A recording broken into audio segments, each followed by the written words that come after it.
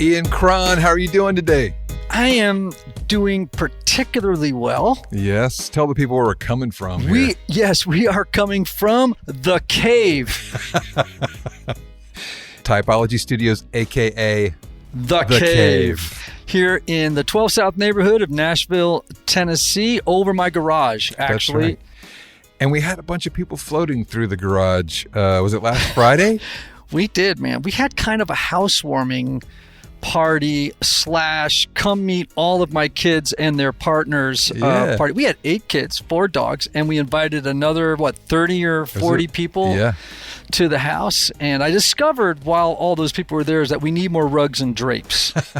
Right? Because it got too loud. Oh, it sounded like Grand Central Station in the middle of my kitchen, right? Because it was like people yak, yak, yak, yak, yak, and it was like bouncing off all the walls. But that worked to the advantage when we had the little end the round. We did. We had a bunch of singer-songwriters there. I think I counted 5 Grammy nominees or winners. Wow. In the room. Yeah. And so we just, we got a couple of guitars on the wall, and spontaneously I'll say, hey, everybody sit down. Any songwriters in the room got something? A little Bluebird moment. Little Bluebird Nashville Cafe Bluebird in the round. That's right. It was fantastic. And this Monday, we want a countdown here. So it's Friday, and in 2 days we leave for Encampment, Wyoming. For a 5-day fly fishing trip with 20 other guys. Yeah, that's going to be great. That's going to be so good. We're going to be doing our river runs through it. I'm not so sure, given the people going, that it will be that intelligent or beautifully written. Oh, one of my fave fishing movies, by the way. But yeah, we're going to be on Encampment River and Encampment, Wyoming, and we're going to be doing some trout fishing. So I'm looking forward to that with you. Encampment, Wyoming doesn't exactly sound like a metropolis.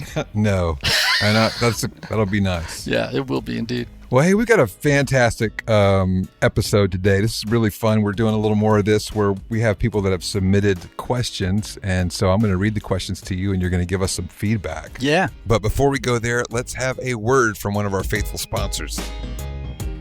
Hey everybody, one of the lessons I've learned over the years is that not everybody benefits from a traditional 50-minute counseling session. And this is why some people can go to couples therapy or personal counseling for a long time and never really get anywhere. This is why I'm such a believer of intensive counseling and my friends at Restoring the Soul in Colorado, created by my longtime friend Michael Cusick to help couples or individuals experience deep change in half-day blocks over 1 or 2 weeks. Now listen, if you can't wait months or years to get to the bottom of an issue or to experience breakthrough, you need to get in touch with my friend Michael and his extraordinary team of counselors at Restoring the Soul. If you're looking to get out of the rut you're in, but can't wait months or years, call Restoring the Soul today for a free consultation with Michael's staff. Call 303-932-9777 and learn how their intensive counseling process can help you. As a special bonus, just for Typology listeners, make sure to visit www.restoringthesoul.com/typology to download their PDF called 5 Ways Unaddressed Trauma May Be Derailing Your Relationships. Love this. So our first question comes from Gabra Ludi, and she really enjoys the show. She's listened to a lot of the 2 and 9 episodes, and they resonate. She says, I can identify a lot with both numbers, but wanted to figure out if there's a way to know which one I really am. Okay. All right. This is a great question, and I bet you a lot of people have it. It's a very common thing for 2s and 9s to get confused. And there's a couple of reasons for that. Well, one is that even though one's a heart type and the other one's a body type, both numbers can be very heart-oriented, very relational, very caring, very nice, all of that. So they can appear a lot alike, right? And they are in what's called the optimistic triad. Wow, okay. Yeah. So they will smile a lot. They can be very loving and accommodating, and there's just sort of a positivity about both types. What's the other number in that triad, by the way, just so we know? The optimistic triad? Oh, the 7s. 7, okay. Yeah. All right. Yeah. So one question you can ask yourself is, do you think you can make almost anyone like you. Wow. Now, a 2 may not admit that openly, Right. but 2s really do believe it. They have confidence that they can make anyone like them. Yeah. Honestly, sometimes a 2 can convince someone that they like them when they don't. Right? Wow. Yes. I love that. Yes. And they can adapt in conversation, both of them, that make other people feel good.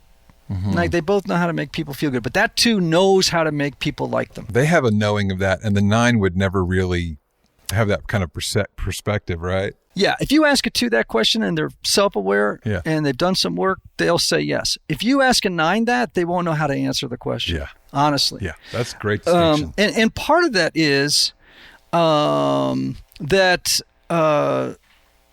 they're seeking connection, these 9s, you know, but they're not so much seeking for others to like them. Do you see the difference? Yes. They're seeking connection, Right. but they're not assertively trying to make people like them. Okay? Yeah. All right. Very different. Very, very different. Now, if you talk to a 2, you'll hear them talk a lot about relationships. Remember, 2s get up in the morning thinking about friendships and relationships. They go to bed at night thinking about friendships and relationships. Whereas 9s don't usually have a lot to say about their friends, you know. Not that they can't talk about their friends and how much they like them, but they just don't have like 40 pages of stuff that they can tell you about their friendships. I'd say that maybe one other thing is you could ask the obvious question of yourself, which is, are you really good at intuitively knowing what other people need and meeting those needs, right? A 2 would definitely say yes. Right. A 9 isn't usually certain that they know intuitively how to meet the needs of other people. They might like to think they are, but they're just not sure, right? Lastly, I'd say that 2s are far more image conscious than 9s. Very much so, right? I mean, yeah, like 9s kind of center their world around comfort in their clothes a lot of times too. Oh yeah, I mean sometimes if you have a 2 and 9 in the room, you can almost tell the difference by how they're dressed. Now I'm not saying it, like my wife's a 9 and she can be really well dressed, you know. Yeah. But 2s put a lot more energy into it, and there's a lot more we could say about image consciousness, right? But how they come across to people, they're sort of reading that. I mean, 3s and 4s, 2s, 3s, and 4s, all image conscious. So I think those are different ways that you can figure out whether or not you're a 2 or a 9. Antonio. Ian. What if I told you you could get high quality, organic, and non-GMO groceries delivered to your door for a lot less than you're paying now and help out families in need? Now, that is obviously something I'd want to know more about. Well, let me tell you. All right. That's what I'm doing since I discovered Thrive Market. Ooh.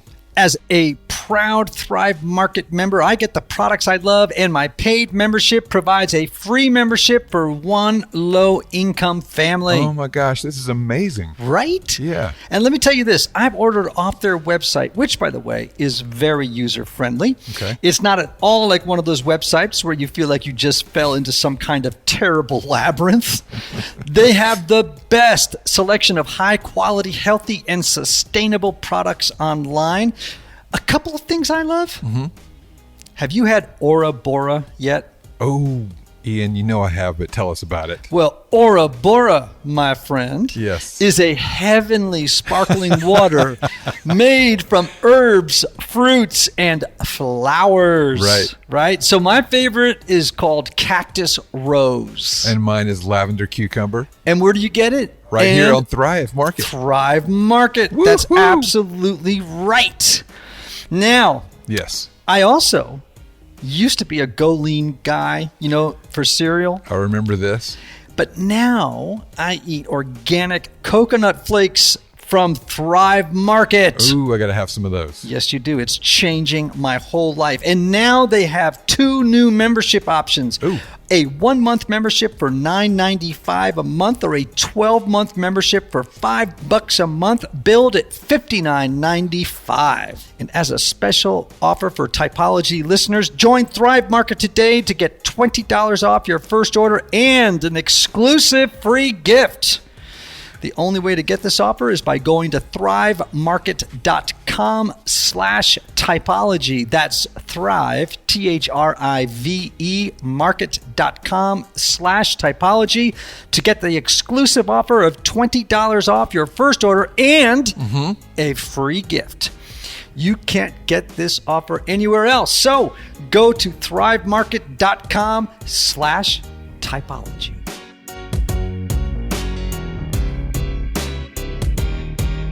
All right, our next question is from Clint Manning. He says, I love your podcast.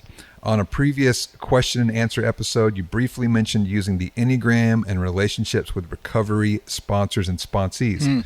His question is, in your opinion, are there some Enneagram personalities that are better suited to be a sponsor-sponsee relationship and some that should be avoided?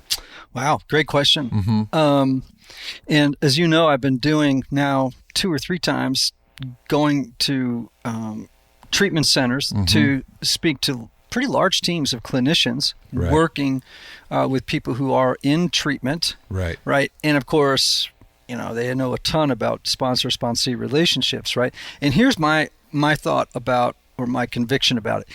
I'm convinced that sponsors who are, should I explain to people what a sponsor and a sponsee Oh, is? yeah, definitely you should. That would be good, yeah. So when you are in recovery, you have a mentor relationship with what's called a sponsor. It's someone who has been in the program at least for 6 months, right? Who have more experience about life and sobriety, that can walk you through the 12 steps and just help you navigate life by being in regular contact. Like, I call my sponsor Steve almost every day. Okay? It's a check-in. Yeah. If I'm kind of, you know, in a bad space, meaning like, I don't know, I've had a terrible conversation, I'm anxious or whatever, depressed, I mean, I'll call Steve, you know, and he always has incredible words of advice, but he's got 30 years of recovery. Right. So he knows the issues, right, that addicts face and helps me navigate them well. So that's what a sponsor is. Obviously, I'm a sponsee, but, you know, plus Steve comes with little quips that are just like life-changing, right? Life-changing quips, right? So good. Like, he'll ask me, like, did I ever tell you about the question one time early in my recovery? He asked me this question. He said, what if all your old ideas are wrong? So good. Or questions like this. Who would you be if you weren't who you think you are? I mean, that's like something that like throws me, that kind of stuff throws me on my back. Anyway, that's good. Guy's a genius. Anyhow, back to the question. Well, first of all, I believe that if a sponsor is familiar with the Enneagram, maybe they could encourage a sponsee to figure out their type. And if there's resistance, at least this, you know, if a sponsor really knows the Enneagram, maybe they'll be able to figure out what the other person's type is. Now, if you do that, it's going to save the it's going to accelerate the development of the relationship between the sponsor and the sponsee. Right. And the sponsor is going to know things about the sponsee. For example, when the sponsee is going into stress mode, the sponsor can spot that and intervene. Like, as a 4, Steve can spot when I'm kind of going into a self-pity spiral, when I'm a little depressed, melancholy, when I'm feeling like, you know, the old tape of I'll never fit in, I don't like going to meetings right now because I don't feel like I'm making connections. He'll go, okay. He could say, all right, let's just talk about that. It sounds like your 4 buttons are going off. Right. You see that? It just gives you a new language. Absolutely. Between sponsor and sponsee. Okay, that said, I actually, and you've heard me say this in different settings, contexts, I actually believe that if both types, if the sponsor is healthy in their type, you know, they can work with anybody. Yeah. You know what I mean? Yeah. I don't think there is necessarily, I don't know. It's not any one number, but the Enneagram itself. Yeah. Yeah. It's Now, very helpful. Yeah. Let's just make this clear. The Enneagram doesn't account for all the kookiness that people have. Right. That's right. That's a good You can point. Right? I mean, it just doesn't. If you're and there are on the scale somewhere. and even when you know the Enneagram, right, there will always be people who trigger you. Yeah. Right. That's right. And so, and it may not be because of type. It may be because of a lot of other things. Right. In addition to type, right? So I would just say that, when in 12-step recovery programs, a sponsor would say to a sponsee, hey, let's get together.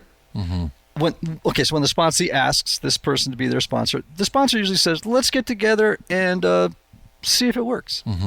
And then the sponsor can say, I'm not sure that we're a good fit, but let me introduce you to someone else who I think might be. Ooh, that's where knowing numbers would be really helpful. Yeah. Or the sponsee will say, I don't think it's a good fit. Right? So, and by the way, no harm, no foul. No one's going to feel hurt in the 12-step world if that's the conclusion of the conversation. Right? Because everybody wants just to help someone else get sober and stay sober emotionally and, in terms of using. So, again, super helpful though. So helpful to have that insight. And again, right, when you know someone else's type, you can figure out in super short order what their inner world is like. If you didn't know their type, it might take you a year to get that information. Right. And by the way, with a new person in sobriety, you may not have a year. Wow. You know what I mean? Like, that's good. The faster you can get it, the more likely you're going to be able to help them. Ooh, that's sobering. I mean, if we had a rim shot right now, I'd give you it. I don't know if you'd catch the pun or not, but good on you. Anthony? Yeah. Do you like kids? I love kids. You know what? What? I love kids as well. And so I want to tell you about a company who makes engaging products for kids of all ages. Oh, tell me more. Well, the company is called KiwiCo, and they create accessible, hands-on projects for kids of all ages designed to make learning about STEAM fun. And STEAM stands for science, technology, engineering, art, and math. Oh, I like this. Each crate is designed by experts and tested by kids, offering fun opportunities to learn and explore at home. Oh. Delivered monthly, each box comes with all the supplies you need for that month's project. No extra runs to the store, Anthony. That saves us a lot of time and energy. It does. Kids, by the way, love getting mail just for them. Oh, it's like Christmas every month. Oh my gosh. It's a great way to end the school year and kickstart the summer break, knowing they have a package to look forward to each and every month. For instance, yes, my assistant, Wendy, God bless her, she keeps the wheels on. She has 2 young boys, 7 and 9, and they were so excited to receive their science crate with their names on it. Oh, that's cool. Right? It included all the materials and learning resources to build a mechanical model of the sun, earth, and moon, and they designed their own constellations and made a light-up lantern. The universe in a box. That's right. Those kids are going to grow up to be Stephen Hawking. You know what I'm saying? Totally. With KiwiCo's hands-on art and science projects, kids can engineer a hydraulic claw, build an animation machine, explore colorful, kid-friendly chemistry, and more. You'll get everything you need to make STEAM seriously fun, delivered to your doorstep. And just for our Typology listeners, get 30% off your first month plus free shipping on any crate line with the code Typology. That's 30% off your first month at KiwiCo. That's KIWICO.com. Promo code Typology.